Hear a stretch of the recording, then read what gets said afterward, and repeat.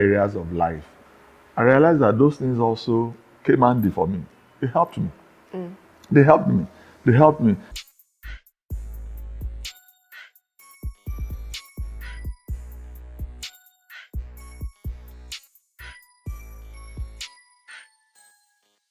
Hello there. My name is Pastor Tola Odutola. I pastor Jesus House Baltimore. This is my story. Now, continuing, does that answer your Yes, it does. okay? Answer. Yeah. Continue with the principal. I knew what to do to those kids when they were taunting me, but I couldn't do much, because I knew that if I did that, that man was going to flog me when I get home. And I also believed that the man had eyes at the back because he was in front, So even if I made faces at those boys, I believe that he will see it.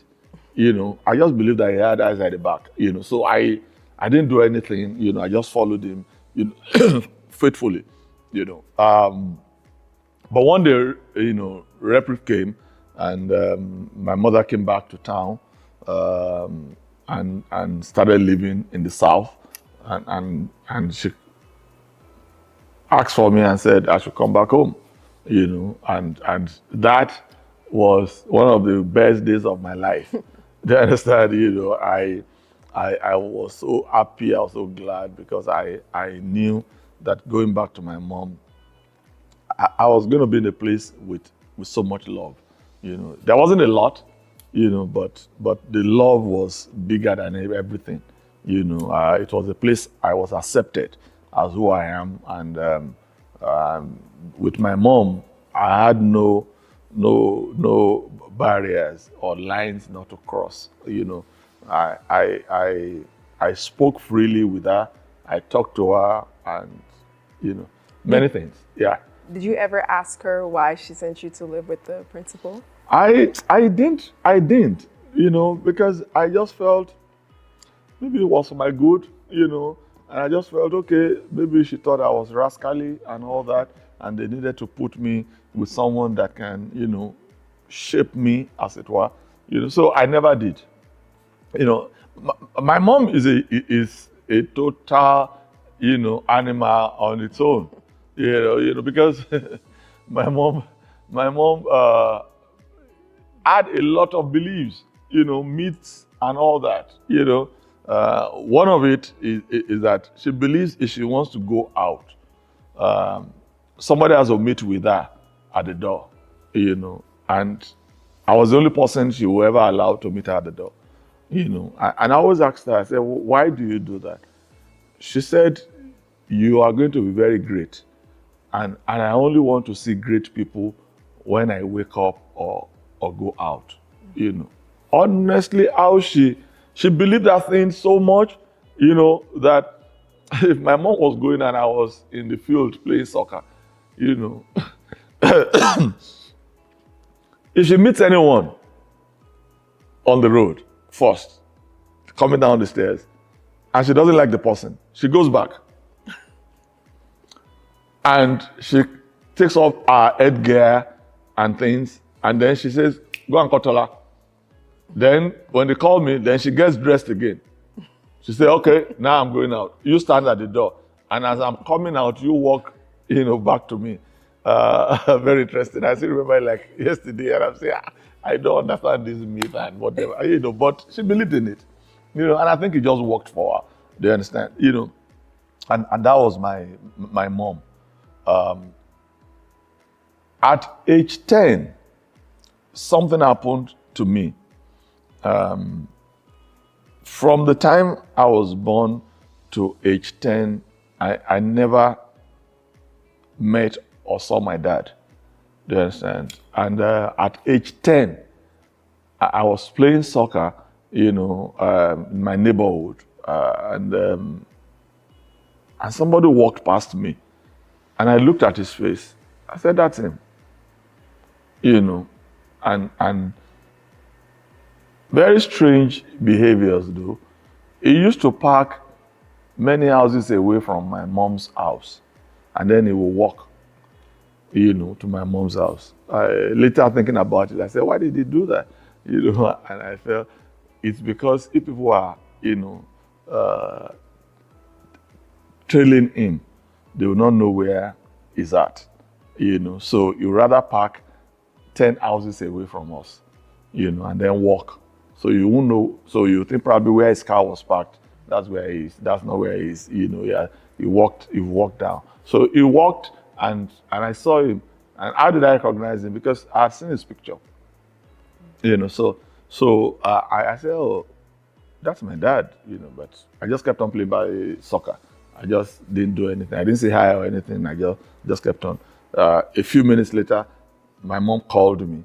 So I knew something was up, So when I walked up to my mom, my dad was sitting down in the sitting room. And I said, I was saying to my mom, yes, what can I help you? He called me.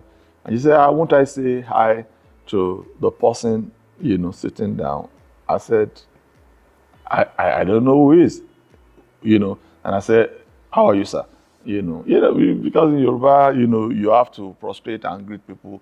And I did that. And my mom said, oh, that's your dad. And I said, really? And I asked him, I said, where have you been 10 years of my life? And I walked out. And I just walked out. What was going through your mind in that moment when you saw him and you realized that's your dad? Anger, resentment, whatever you can call it. I felt it was irresponsible. I felt, how could you bring someone to your world and then you don't see them for 10 years? And now you want to take authority up in 10 years.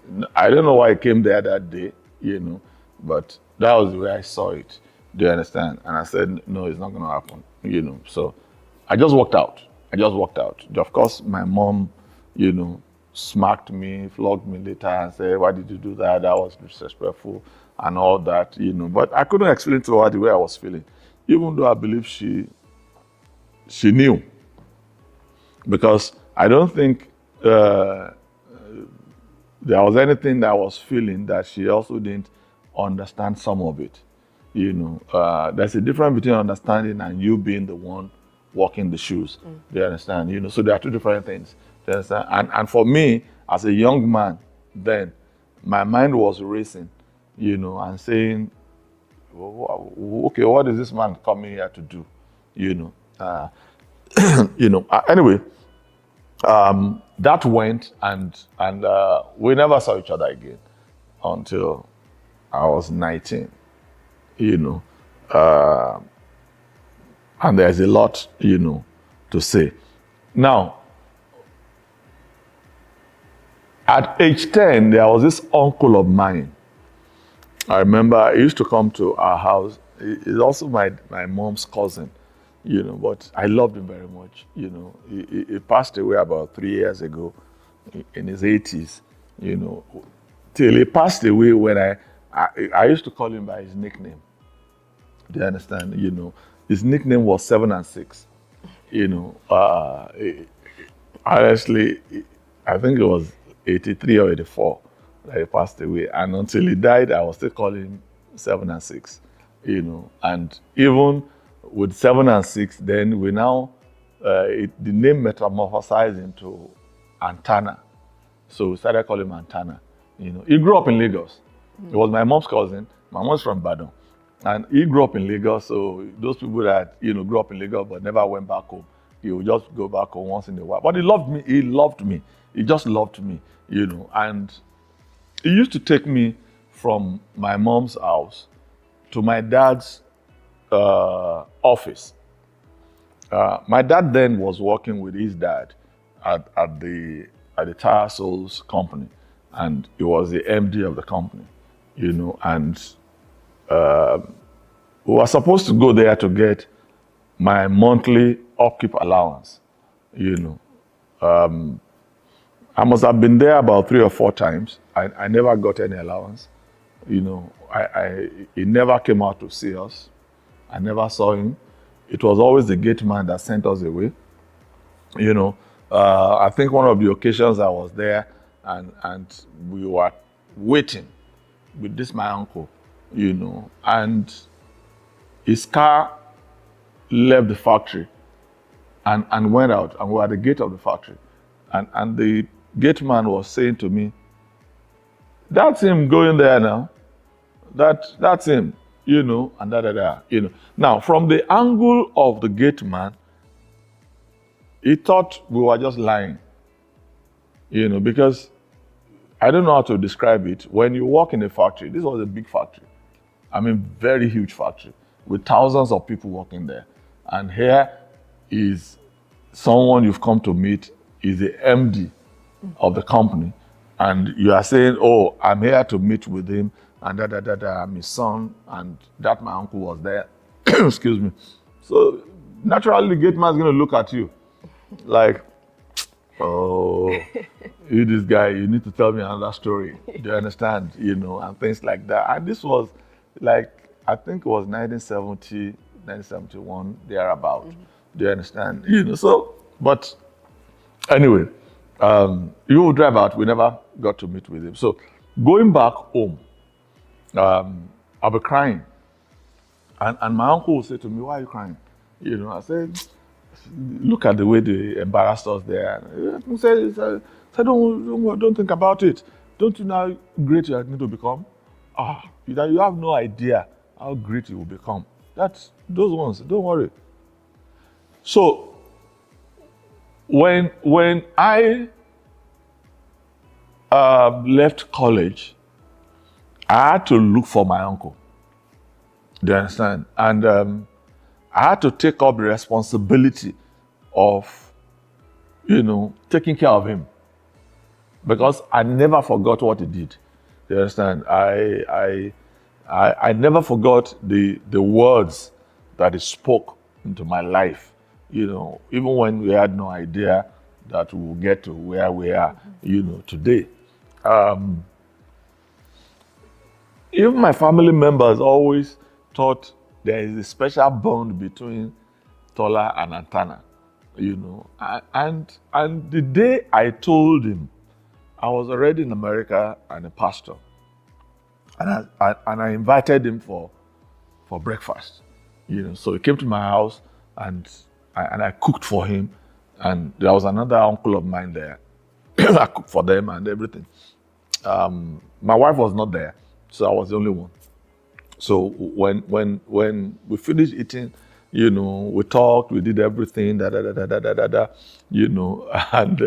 then I gave them some gifts, both of them, The thing is that the bond with me and my uncle is special. When I'm talking to him, you think he's my classmate too. I'm telling you, at times he looks at me and says, what's wrong with you? You're talking to me like that. Don't you know I'm not your classmate? And I will say, oh, Atana, sorry, Atana, sorry. So I now said to him, I said, do you know why I'm doing this? So we started praying. So that day I ministered to him, to become a Christian. He prayed with me to be born again. He prayed with me, said the prayers and everything. Then after he said the prayer, he said, but my problem.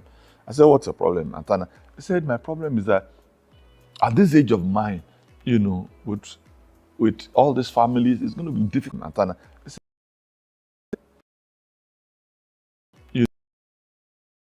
all me,